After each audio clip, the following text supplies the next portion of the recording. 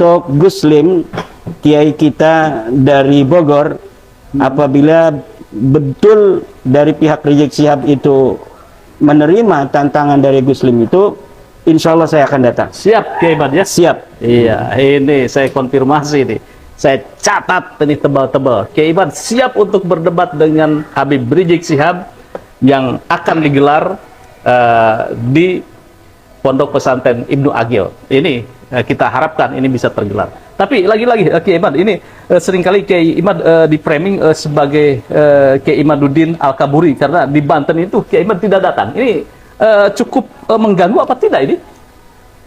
Saya itu tidak terlalu memikirkan apa yang dipersepsikan orang terhadap saya. Iya. Jadi orang boleh berkata apapun tentang kita dan kita tidak mempunyai kendali atas mereka. Oke. Tapi kita punya kendali atas diri kita sendiri.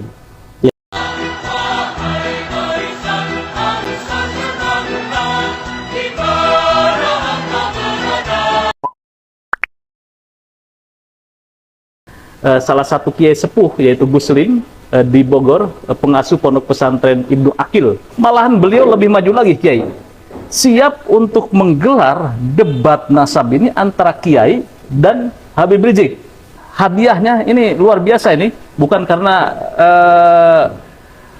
Guslim mengatakan bahwa bukan mereka tidak punya uang. Saya yakin Kiai Imad itu banyak uangnya, kemudian Habib Rizik umroh berkali-kali, tetapi rasa bahagianya kalau ini terjadi, debat ini akan diumrohkan nih, umroh bersama, termasuk saya nih pada suatu TV sebagai saksi sejarahnya. Luar biasa. Ya, saya ucapkan terima kasih sama Guslim, seorang kiai yang kita kenal, sangat mempunyai karisma di wilayah Kabupaten Bogor dan sekitarnya. Dan saya menyambut baik usulan beliau, orang tua kita Guslim, untuk bersedia menjadi penyelenggara terjadinya debat antara saya dan Rizik Syihab. Tetapi terus terang saya, Kang Mas Yusuf, pesimis bila pihak Rizik Syihab berani untuk melayani tantangan debat dari Guslim itu. Tapi Kiai Imad itu serius nih, siap kalau ada undangan untuk berdebat dengan Habib Rizik. Ketika saya membuat sebuah tesis itu kan sebenarnya menunggu antitesis. Iya. Ketika antitesis itu ada, nanti kita lihat antitesisnya ini memenuhi syarat tidak untuk disebut antitesis dari sebuah tesis yang telah dikeluarkan oleh seorang peneliti seperti saya. Iya. Jadi berbagai macam kesempatan yang dimana saya diundang selama ini, suasana akademis yang saya harapkan itu selama ini selalu gagal. Di UIN Syarif Hidayatullah, ketika kita mau dipertemukan dengan Profesor Said Agil Al-Munawar, gagal. Iya. Kemudian di Wali Songo, ketika dipertemukan kita rencananya dengan Rabita Alawiyah, gagal. Iya. Sebelumnya di Banten juga, ketika panitia Banten akan mengadakan dan mempertemukan saya dengan Taufik Segaf, itu pun gagal. Iya. Hanya dikirim Hanifah Latas dan beberapa orang dari saudara kita dari Kibin, tetapi ternyata mereka juga tidak mengatasnamakan sebagai perwakilan dari Rabita Alawiyah. Iya. Kemudian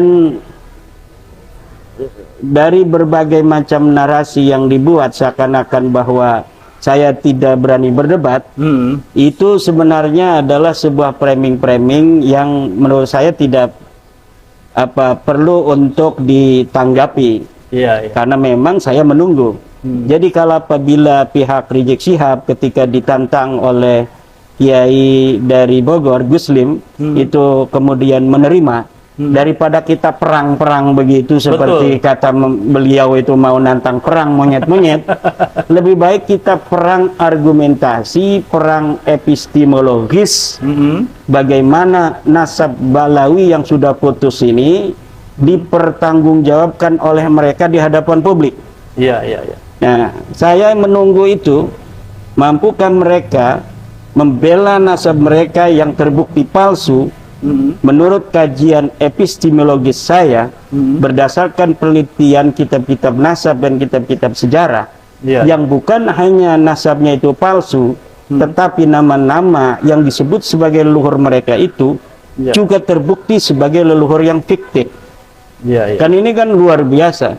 Tetapi ini akademis, berdasarkan dalil dan referensi yang jelas.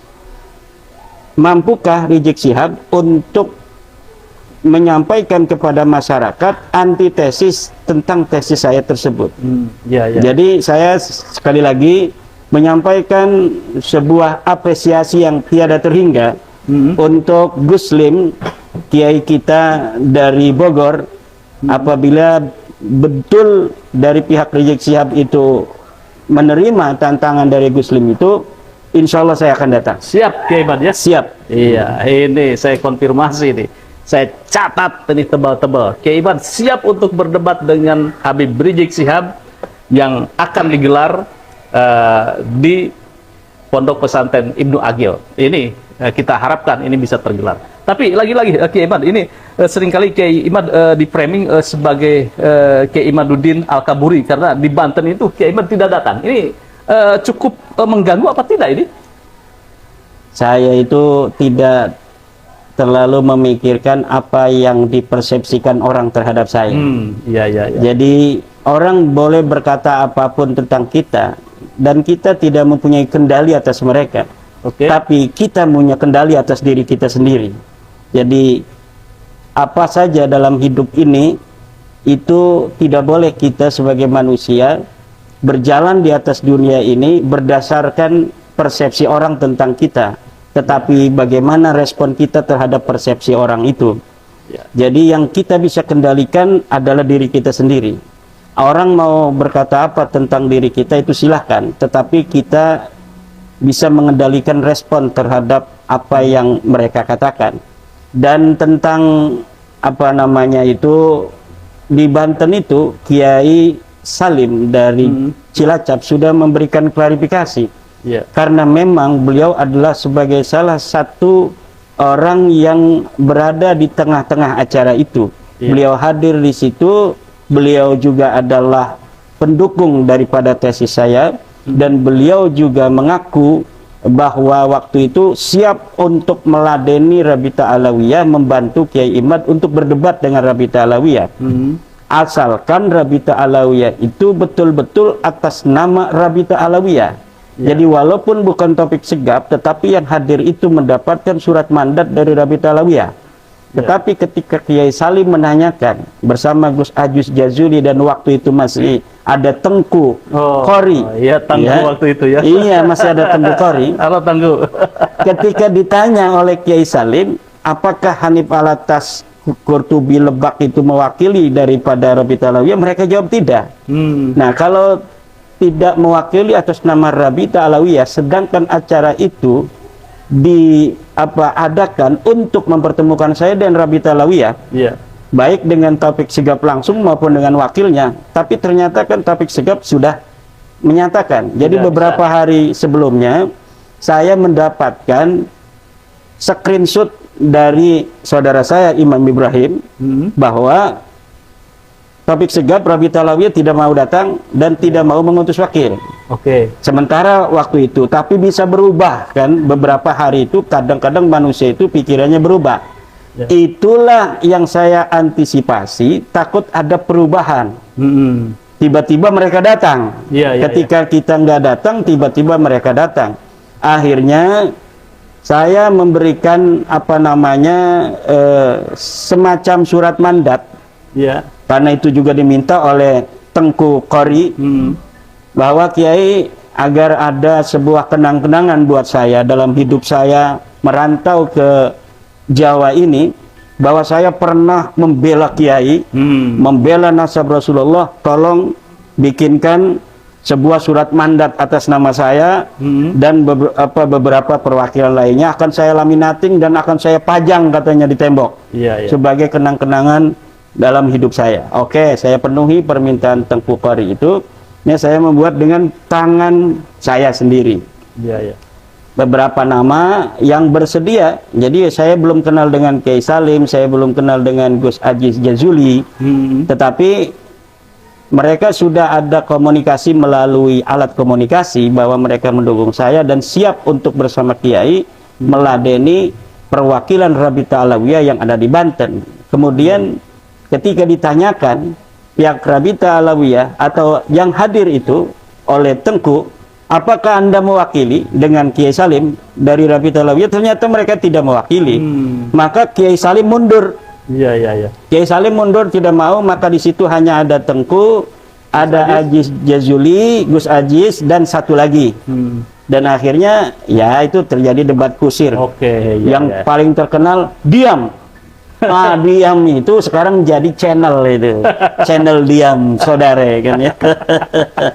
Baik, ini kita bongkar sejarah apa tentang debat nasab. Baik, oke, kemarin itu kan juga Habib Hanif dan kawan-kawan ya, Rumel Abbas juga membuat buku itu, jawaban apa mengokohkan bahwa nasab, keabsahan nasab Balawi. Kemudian Kiai Imad pun apa memberikan sebuah jawaban dengan buku yang tidak kalah tebalnya, malah lebih tebal Kiai Imad. Nah, ini pesan moral apa yang ingin Kiai sampaikan kepada netizen atau kepada akademisi? Kita sudah memiliki preseden terhadap gaya Balawi dari buku-buku kitab-kitab yang kita baca di dalam sejarah Balawi, bahwa sejak dulu gaya-gaya mereka itu tidaklah terlampau berbeda dengan gaya zaman sekarang.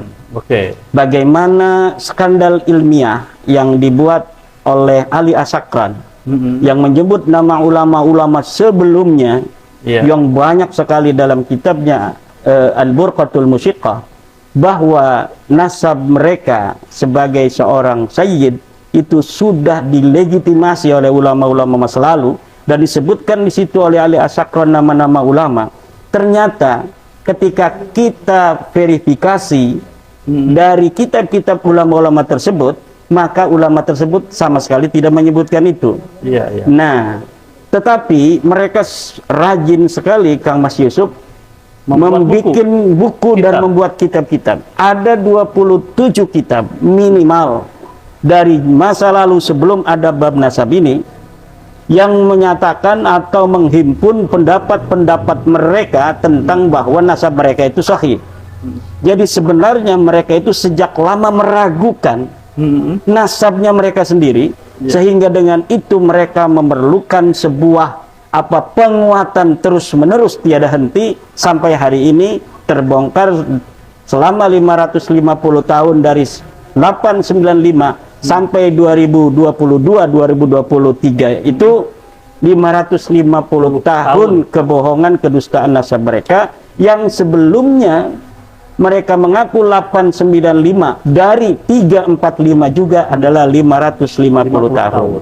Jadi 550 tahun mereka mengaku dari mulai 895 sampai hari ini, dan yang diaku itu adalah orang yang wafat 550 tahun tanpa ada bukti sama sekali secara empiris, secara epistemologis, dan secara kitab nasab. Juga hari ini dari hasil genetika tes DNA. Baik, ini luar biasa. Ini akan kita kupas nanti kalau debat sengit antara Kiai Imad versus Habib Rizik. Terima kasih Kiai. Luar biasa. Sama-sama Kang Mas Yusuf. Jadi sekali lagi siap ya debat dengan Habib Rizik ya? Siap. Bagaimana dengan Pak Habib Rizik? Siap kan untuk berdebat dengan Kiai Imad? Bagaimana kata netizen?